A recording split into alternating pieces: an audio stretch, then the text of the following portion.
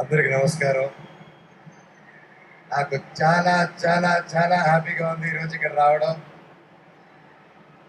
నా ప్రాణ స్నేహితుడు రామ్ చరణ్కి పుట్టినరోజు శుభాకాంక్షలు.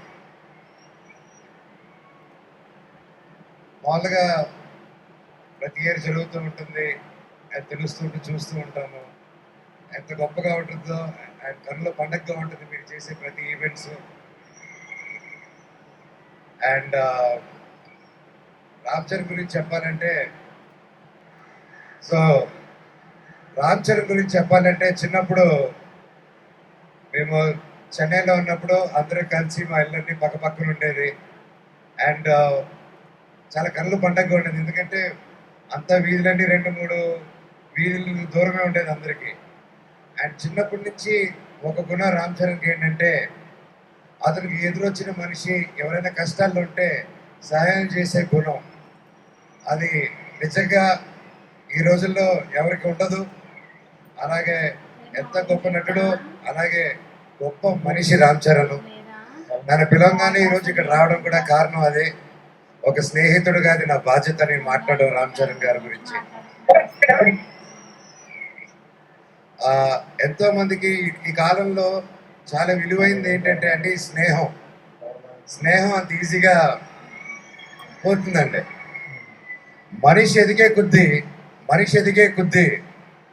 కొత్త ఫ్రెండ్స్, కొత్త వాళ్ళని పరిచయం చేసుకొని పాత వాళ్ళని మర్చిపోయి వెళ్తూ ఉంటారు.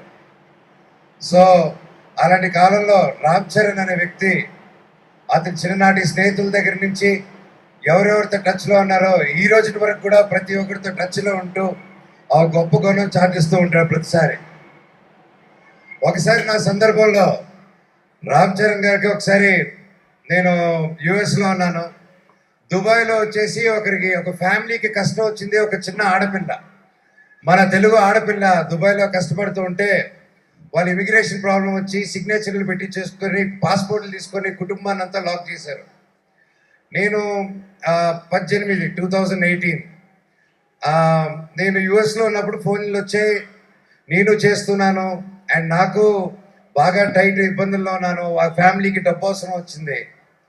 నాకు అర్ధరాత్రి పూట ఎవరికి చేయాలో తెలియక టక్కని రామ్ చరణ్కి ఫోన్ చేశాను. చేసి, మిత్రమా, దుబాయ్లో ఒక ఆడపిల్ల వాళ్ళు ఇరుక్కొని ఉన్నారు, అర్జెంటుగా 5 లక్షలు కావాలి. నా వంతు నేను చేశాను, 5 లక్షలు తక్కువైందిరా, ఎలా చేయాలి మిత్రమా అంటే, అకౌంట్ నెంబర్ పెట్టు బాబాయ్ అని ఒక్క క్షణంలో పంపించాడు. నిజంగా బాబాయ్ ఆ పాప ఆశీస్సులు, వాళ్ళ తల్లిదండ్రుల ఆశీస్సులు, వాళ్ళ జీవితాంతం నీకు ఎప్పుడు ఉంటుంది, నువ్వు చల్లగా ఉంటావు. ఆ శివుడిని కూడా నేను అదే కోరుకుంటున్నాను, నీకే కష్టం లేకుండా సుఖంగా ఇంకా వరల్డ్ వైడ్లో ఇంకా నంబర్ 1 స్టార్ అయిపోవాలి వరల్డ్ మ్యాప్లో అని ఆ భగవంతుడిని కోరుకుంటున్నాను.